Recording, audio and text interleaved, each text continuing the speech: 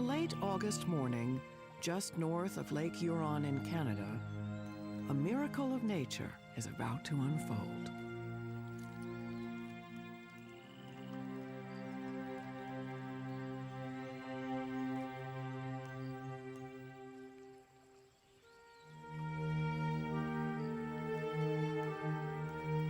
This tiny caterpillar is destined to become a monarch butterfly.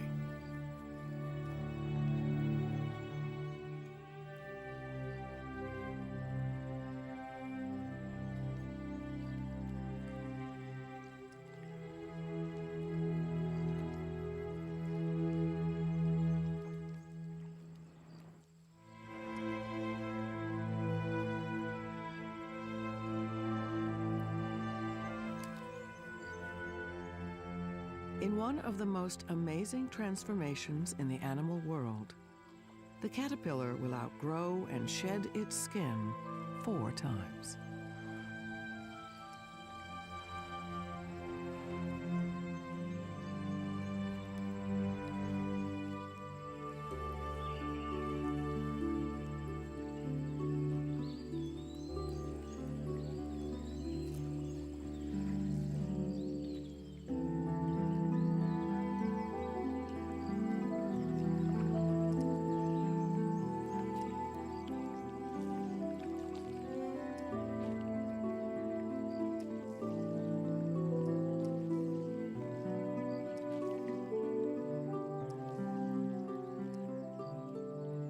The 5th time, the caterpillar disappears.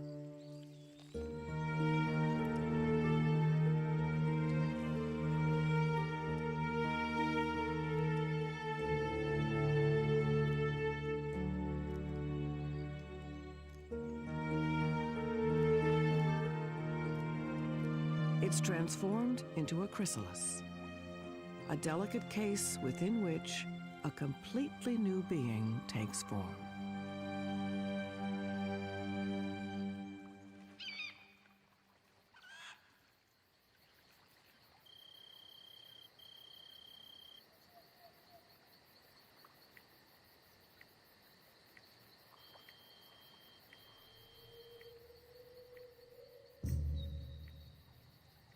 After about 10 days in the chrysalis, the new creature is complete.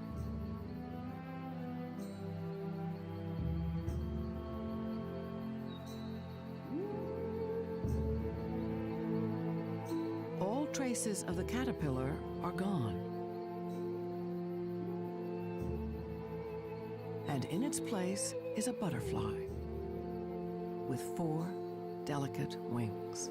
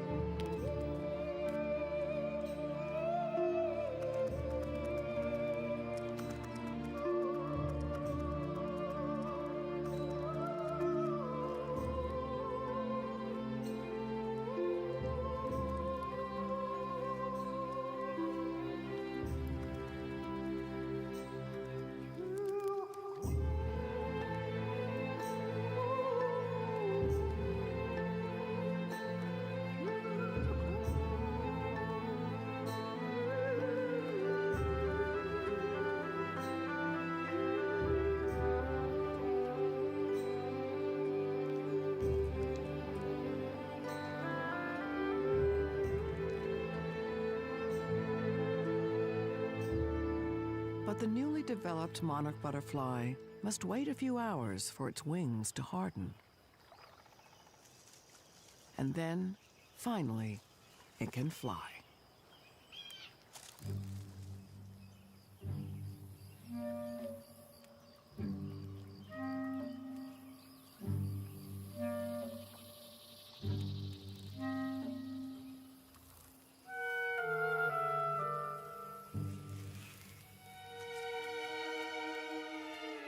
This particular generation of monarch butterflies is special.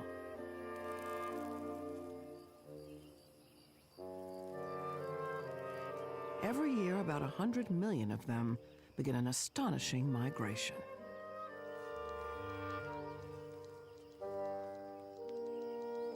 Coming from southern Canada and the northeastern United States, each butterfly, starting on its own, flies about 2,000 miles, arriving 2 months later in Mexico.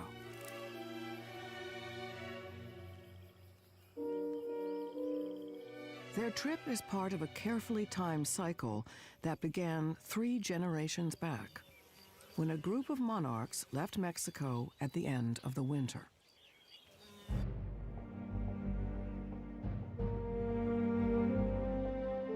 They flew as far north as the Gulf states, mated, and died. The second generation flew to the northern United States. There, they too mated and died, living only about a month.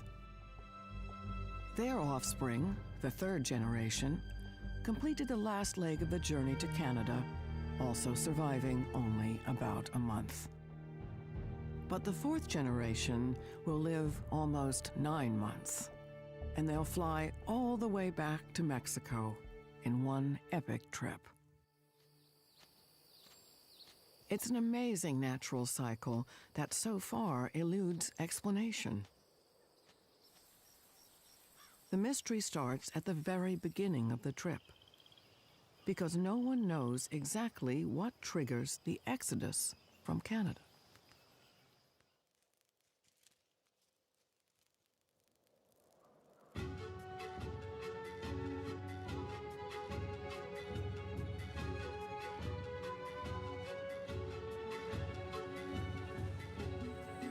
Well, when the monarchs leave Canada, they have a 2,000-mile trek ahead of them, at least.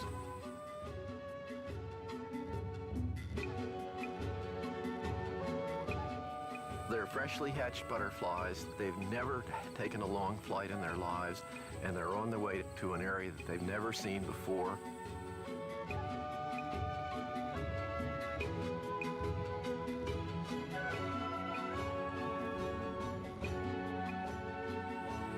Somehow they're recognizing landmarks or following streams or following the sun or following something. We just don't know exactly how they do it. It's really an incredible journey.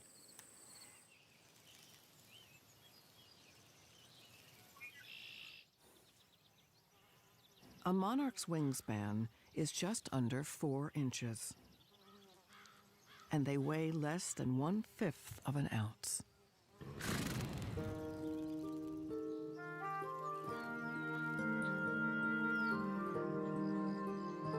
So how they survive their marathon migration is another mystery.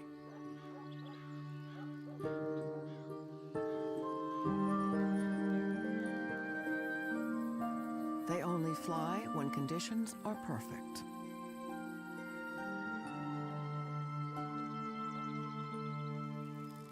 If it's too cold, they get sluggish and can't flap their wings.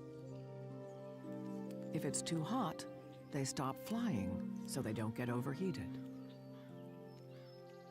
They must also stop often for nectar and water. But every time they land, there can be enemies lurking.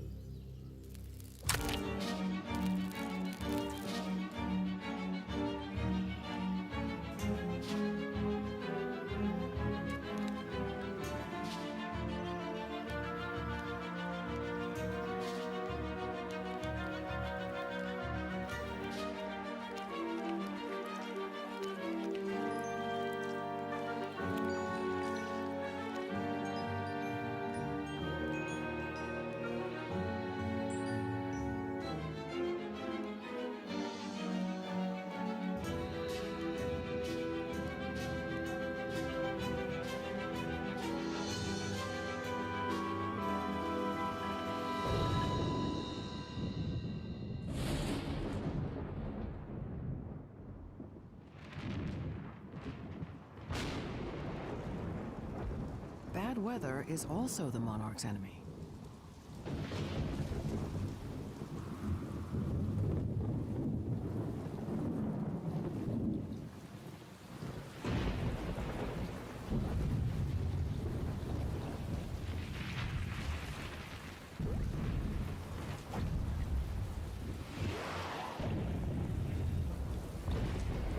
A rainstorm can be deadly.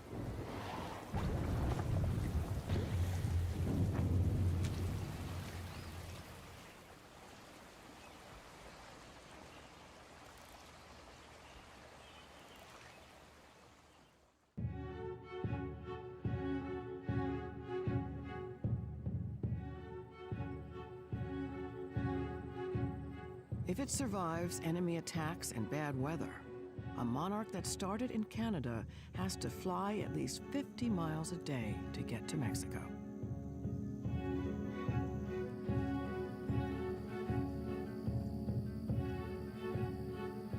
The physical effort this requires is remarkable for a creature so small, with such fragile wings.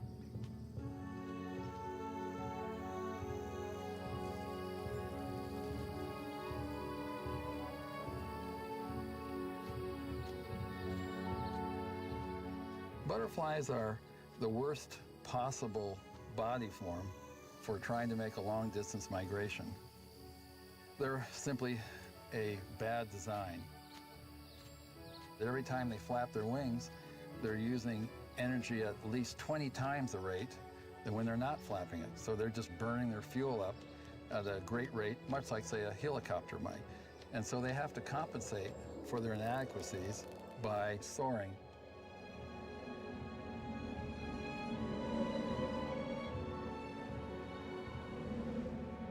Soaring is gliding in rising air, much like I'm doing right now. The sun heats the ground heats the air above it. As the air heats, it expands and becomes lighter and begins to rise. And pretty soon you have a column of rising air. That's the thermal. Under good conditions, you can maintain the altitude you're at or even gain altitude. A more helpful maneuver is to circle in it. And you see hawks doing this and vultures doing this all the time. Circling in the thermal, staying within it, and this seems like a wonderful free ride, and it is. Soaring's the key to them getting to Mexico.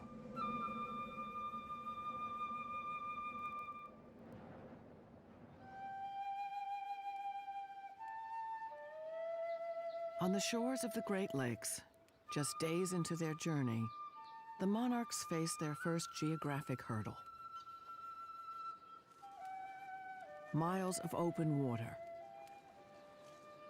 and constantly shifting winds.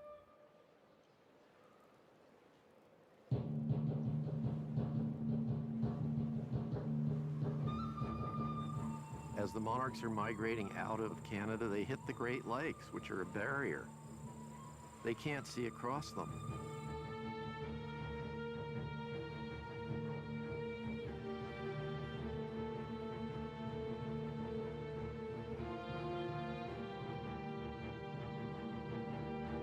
With no land in sight, monarchs use their finely tuned sense of the direction of the wind to carry them across the water.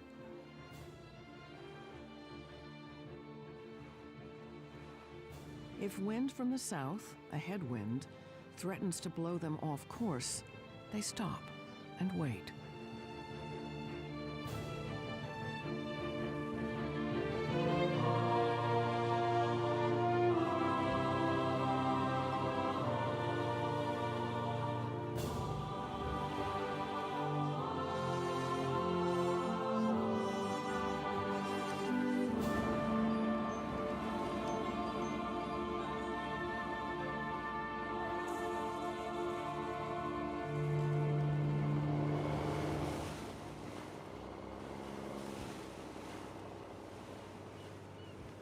When they sense that the wind has shifted in their favor, they fly on.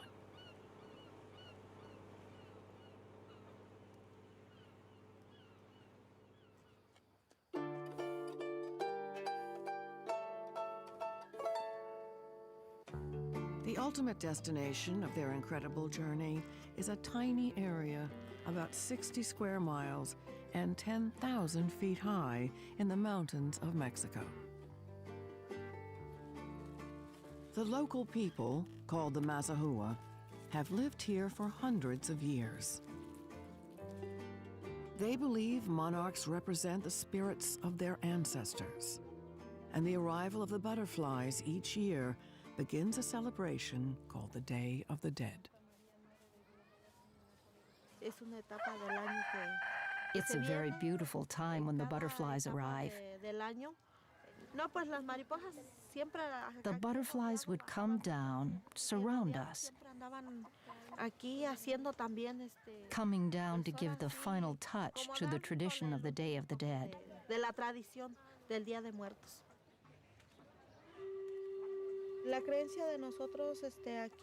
For those who live here, it's our belief from when I was a child. We would say they were the souls of our departed loved ones. Every year I make an altar. We put these things here because when our ancestors were alive, this is what they liked. That's why one waits for their arrival, to give them this offering.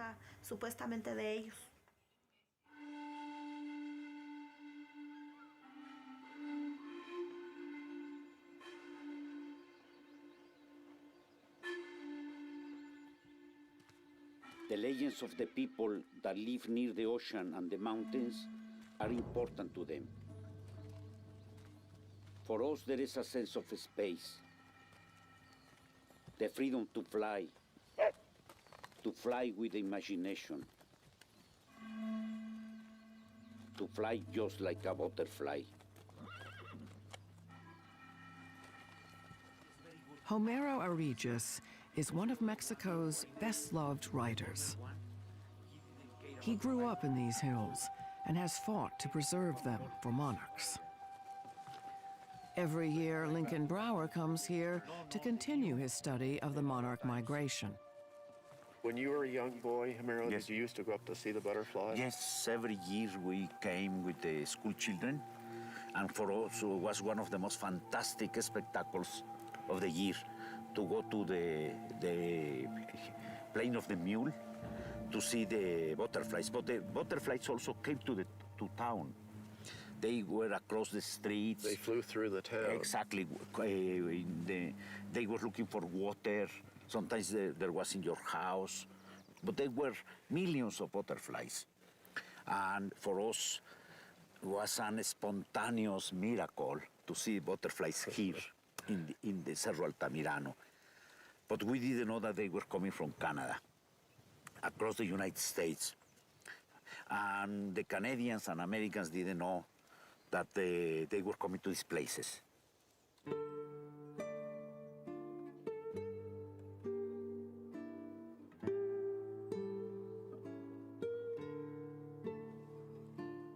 It was not until 1975 that scientists discovered the full extent of the North American migration, when butterflies that had been tagged in Canada were found spending the winter here.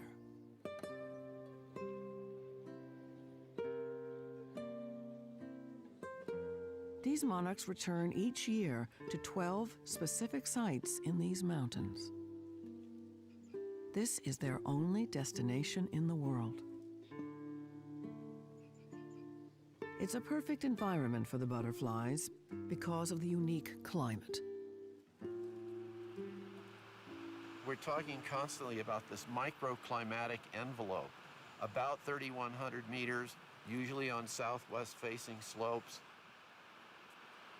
If you imagine the forest as a blanket that protects the butterflies by keeping the heat in, and also think of it as an umbrella that keeps the rain out. And the tree is like a hot water bottle. It's radiating heat out through the bodies of the butterflies. So when the temperature drops down really low, you'll see millions of monarchs just festooning these beautiful trunk clusters. If you think about it, the bigger the tree, the more heat it holds. So this is an argument for maintaining the forest in its native state, to let the trees get as big as they can, and the butterflies will be protected during those cold periods.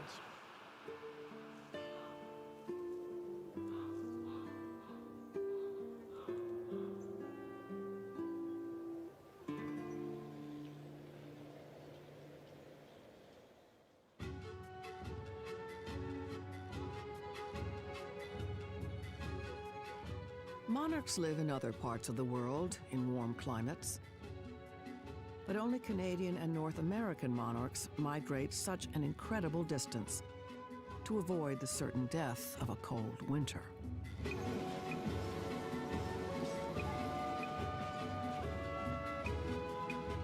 And exactly how they navigate from Canada to Mexico is another unsolved mystery.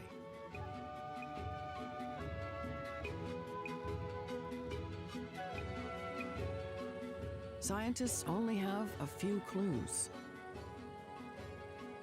One theory is that the butterflies navigate by following a specific angle of the sun in relation to the Earth. Another theory proposes that the Earth's magnetic field may provide a subtle orientation guide. And recently, biologists discovered specific cells in the butterfly's brain that regulate their internal clock and help keep them on course.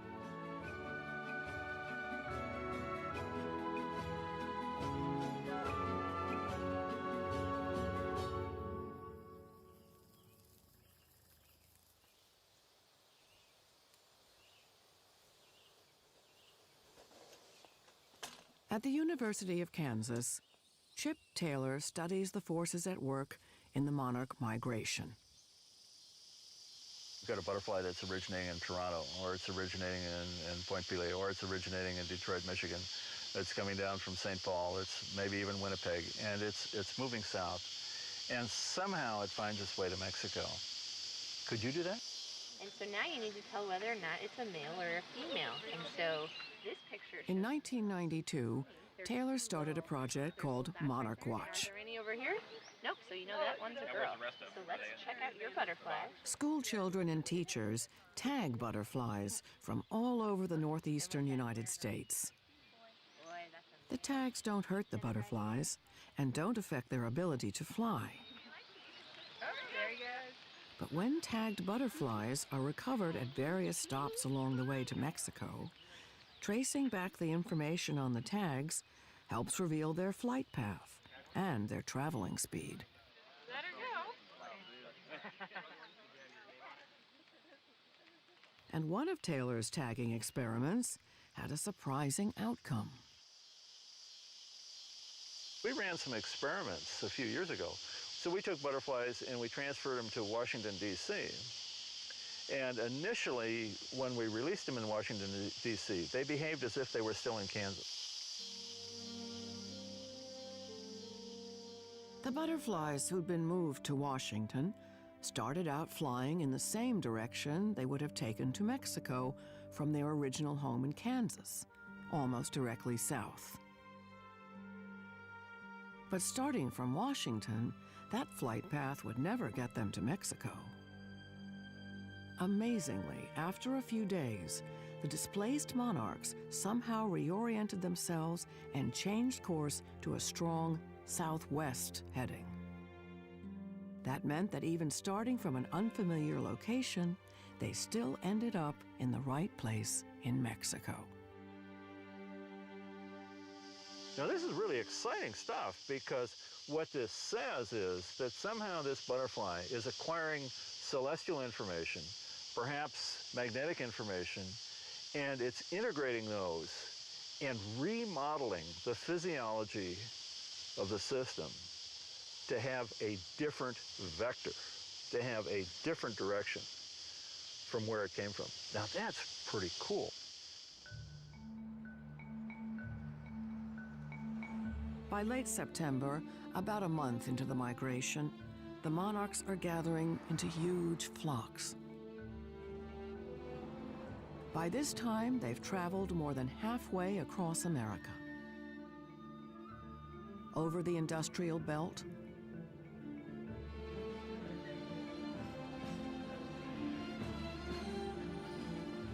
through small Midwestern towns,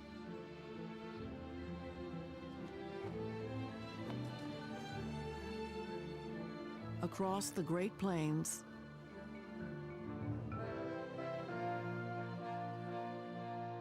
and finally, approaching the Southwest.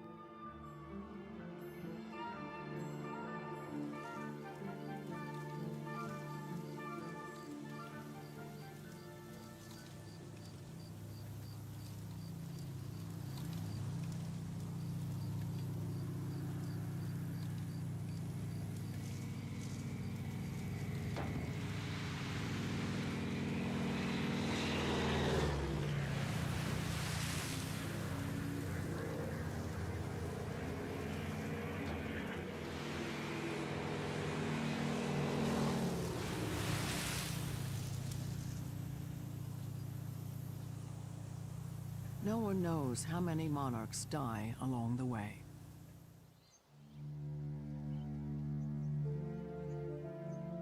But if they make it to Mexico, there's another threat. Their destination in the Mexican mountains, the forests that will keep them alive over the winter, is in danger. It's like, you see all these trees, Lincoln? Yeah. Before there were hundreds and thousands, and now you can count them. And they're all You see very tall and very wide. In 1986, the Mexican government protected some sections of these mountains as official sanctuaries for the butterflies for the winter months. But that meant some parts of the forests local people had depended on for income through legal logging operations were suddenly off limits. The result was an unexpected new threat to the monarchs: illegal logging.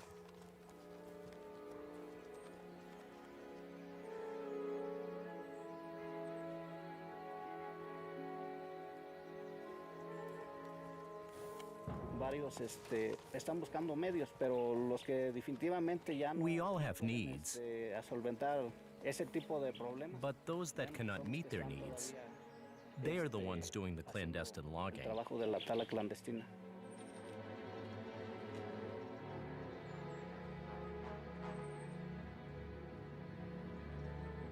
Pues siempre suben a las 2, 3 de la mañana o algunos They suben en come la at tarde 2 or 3 in the morning. para bajar en la noche. They go down in the night Bajan to a sell the 1 de la wood. mañana a vender la madera.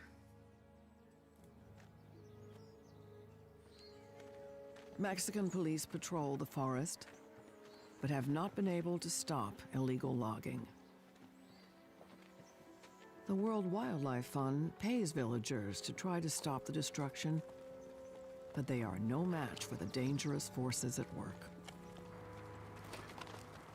Logging is clandestine and involves dangerous people.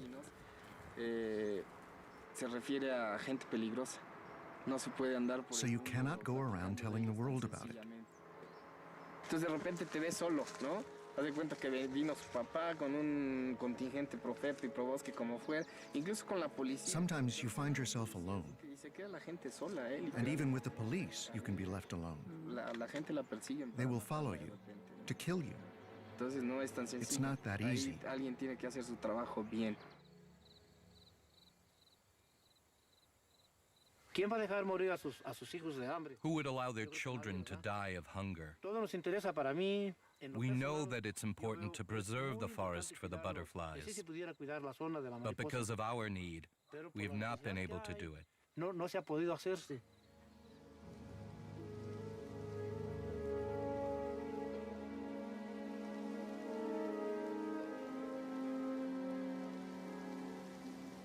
We're talking about hundreds of hectares of forest being leveled and then burned.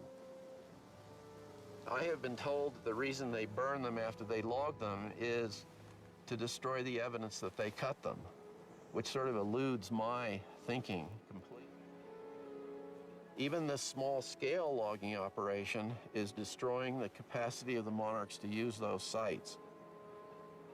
There's so few trees left, and even if they did sit on the ones that were left, they'd freeze to death.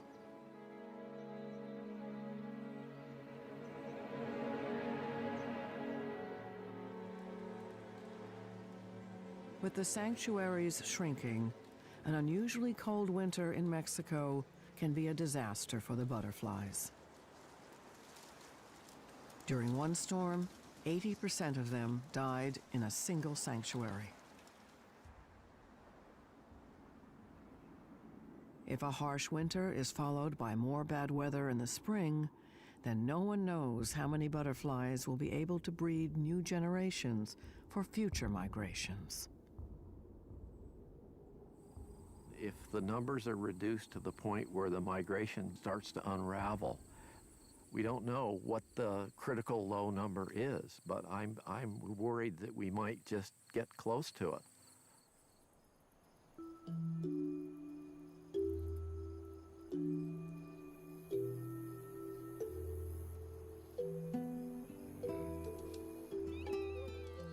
It's the middle of October. The butterflies are almost to the Mexican border.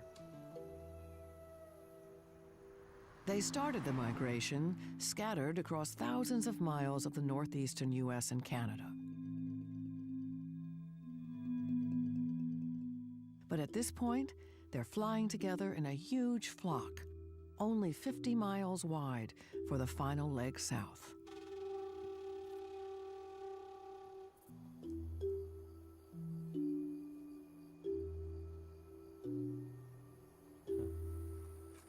I just saw the shadow of it. For over 30 years, Texas zoologist Bill Calvert has conducted extensive field studies of the migration. But this year, he's worried. The butterflies are late.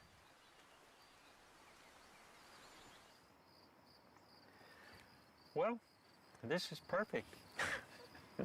Except for one thing. No butterflies here.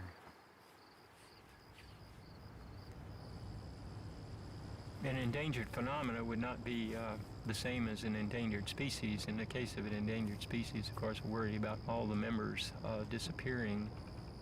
In the case of an endangered phenomena, we're worried that the migration would be reduced to such a state that it would be unnoticeable, or maybe even the migration itself would disappear. I mean, the predictions are that this is going to be the lowest population ever. So far, he's only seen a single monarch. Well, it's in pretty good shape. It's got a couple of pieces missing out of a wing over here, but otherwise it's in pretty good shape. There he goes, off to Mexico.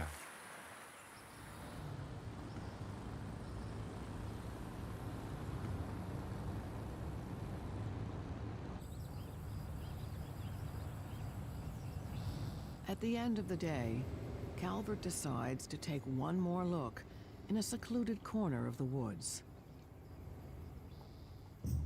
Let's see what we got in there.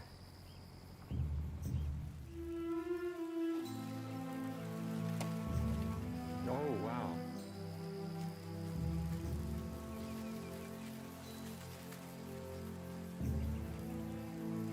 Look at him up there. My God. It's just fantastic.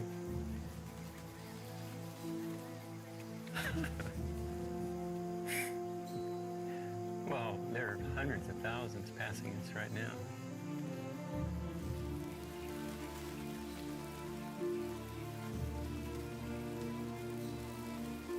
Butterflies have dazzled humans for millennia. It's a beautiful little creature, and on top of that, it migrates 2,000 miles. And this just staggers the mind.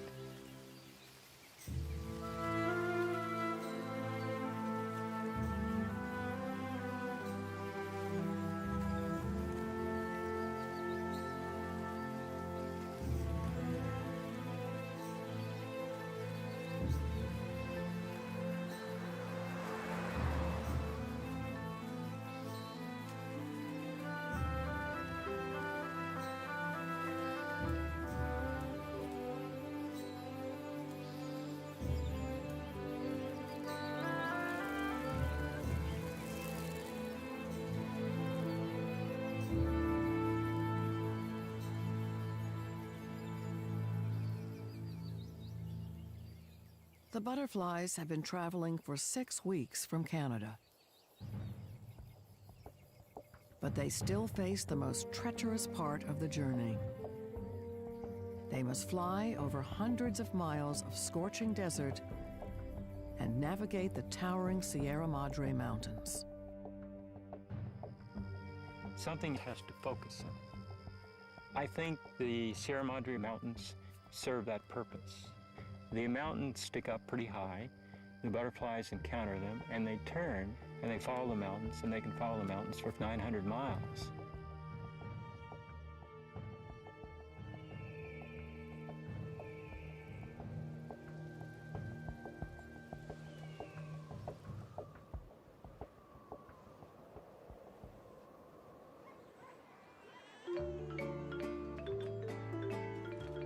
Late October in Mexico.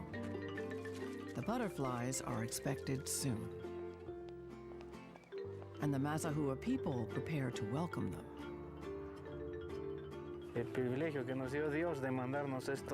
It's a privilege that God has sent us this insect.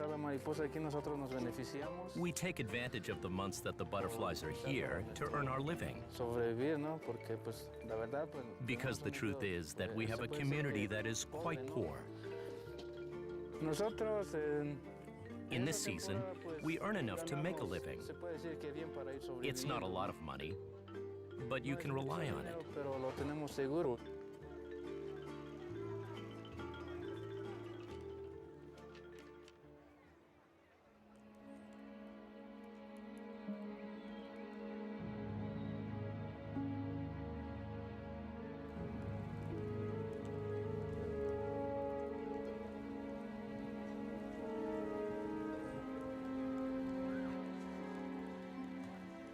As they wait for the butterflies, the Mazahua pray for their safe arrival, along with the spirits of their loved ones.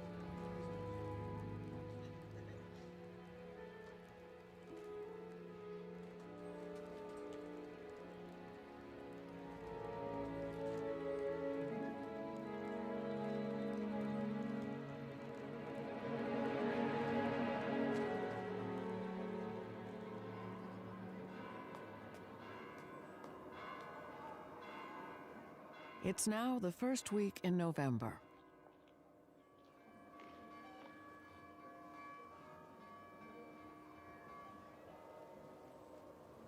Hasta que ciertas mariposas irá. ¿Hasta qué irá? Sí, hay 3, 4, 5, 6, 7, 8, 9, hay muchas. 11, 12, 13, 14. No puedes contar.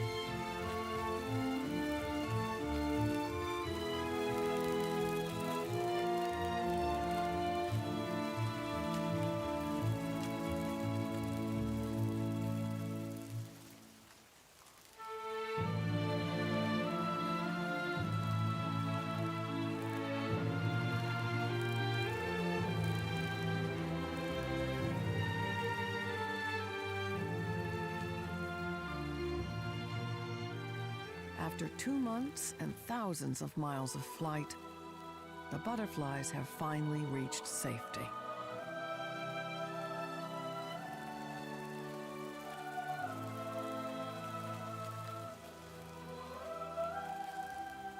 Millions of them arrive over the next few days, and the people rejoice.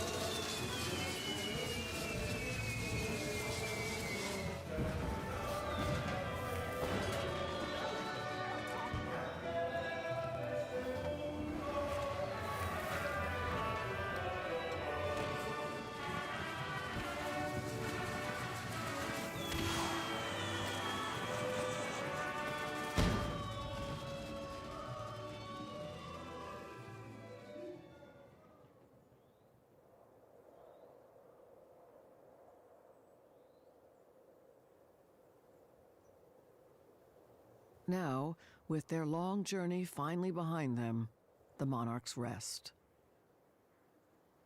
They huddle together in huge clusters and cling to the trees for warmth.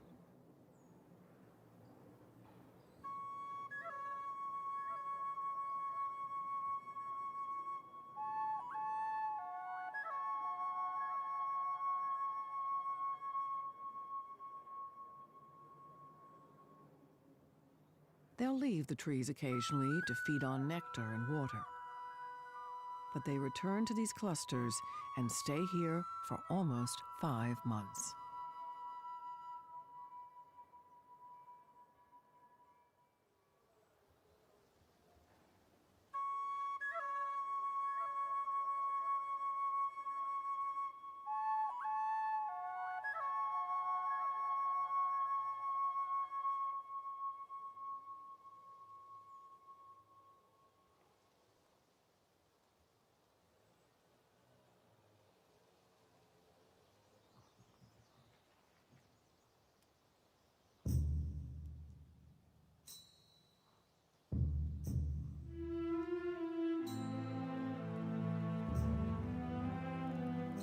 When spring arrives, the butterflies bloom again.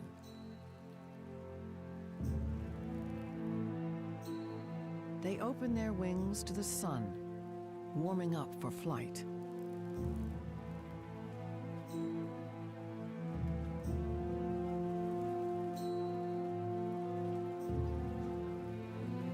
Most of these monarchs will travel back to Texas.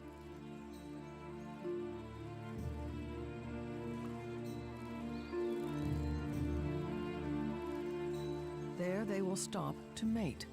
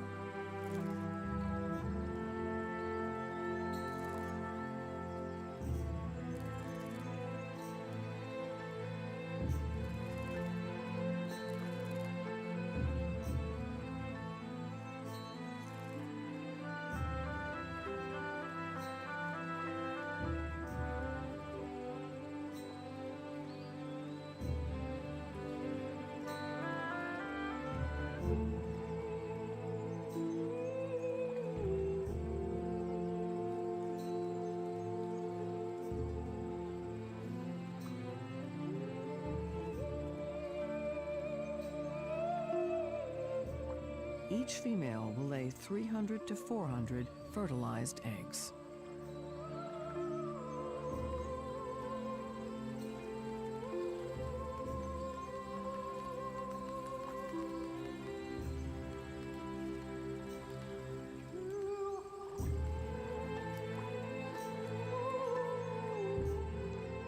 After the eggs are laid, the parents will die.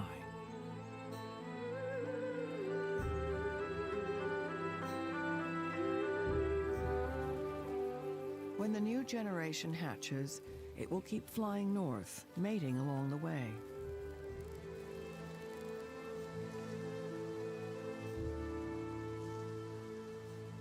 A third generation will do the same.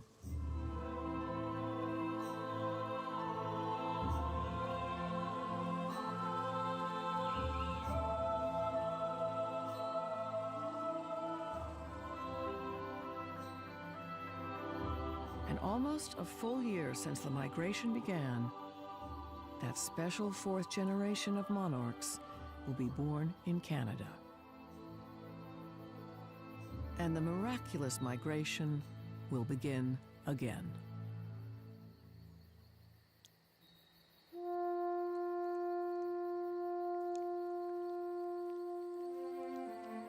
I'm frequently asked, well, what difference would it make if we lost the monarch migration?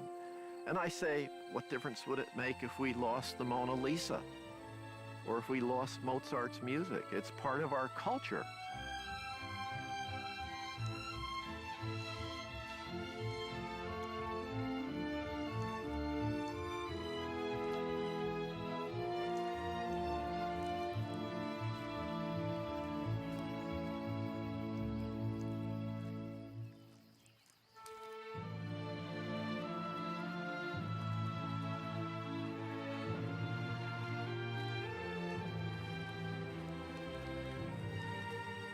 I think the monarch butterfly is one of the most magnificent animals in the world.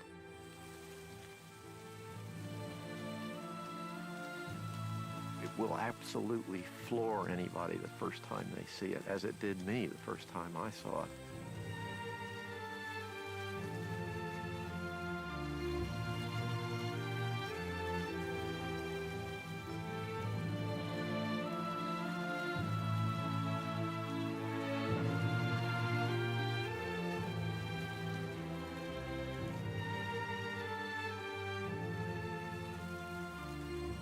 It's one of the wonderful planetary cycles on this Earth.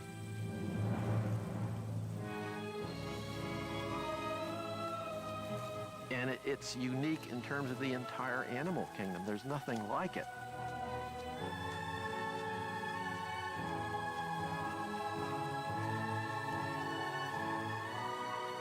It's really an incredible journey.